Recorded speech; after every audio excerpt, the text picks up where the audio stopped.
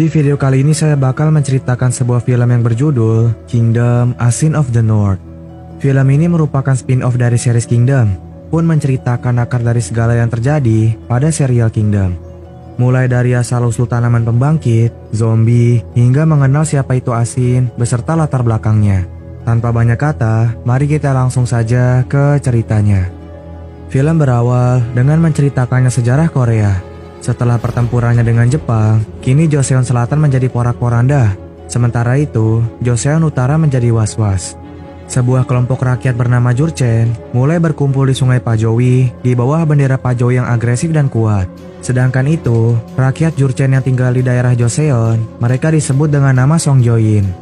Mereka telah tinggal selama 100 tahun lebih di daerah Joseon. Walaupun sudah berada di sana cukup lama, mereka tidak dianggap sebagai rakyat Jurchen maupun Joseon, melainkan mereka dianggap sebagai rakyat buangan.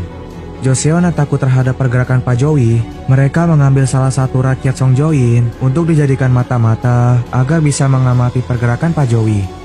Sin beralih ke sebuah goa dan menyoroti seorang anak kecil bernama Asin. Di sana, ia melihat ada sebuah gambar yang terdapat sebuah rusa dan tanaman. Ada seekor rusa yang melihat tanaman itu, sebelum akhirnya ia memakannya. Gak lama setelah ia makan, tiba-tiba saja rusa itu jatuh dan kejang-kejang. Rusa itu pun terinfeksi dan menjadi zombie. Ketika terinfeksi, rusa itu menjadi agresif. Ia melihat harimau di depannya dan malah melawannya. Namun sayangnya, rusa itu berhasil dikalahkan. Selain itu juga dijelaskan bahwa tanaman ini bisa menghidupkan orang mati. Sin beralih ke dua orang prajurit yang sedang memeriksa sebuah hutan bernama Pisagun, tempat di mana tanaman pembangkit itu berada. Mereka berdua dikejutkan dengan sekumpulan para mayat yang bagian tubuhnya terpisah.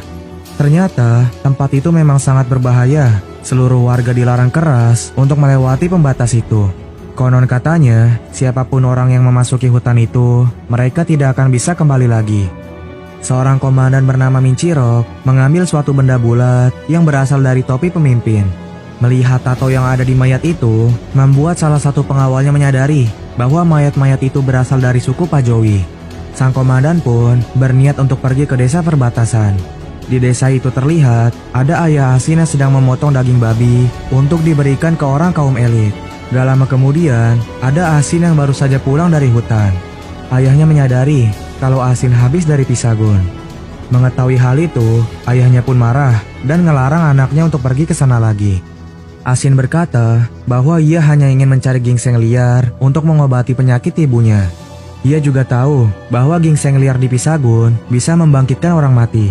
Ayah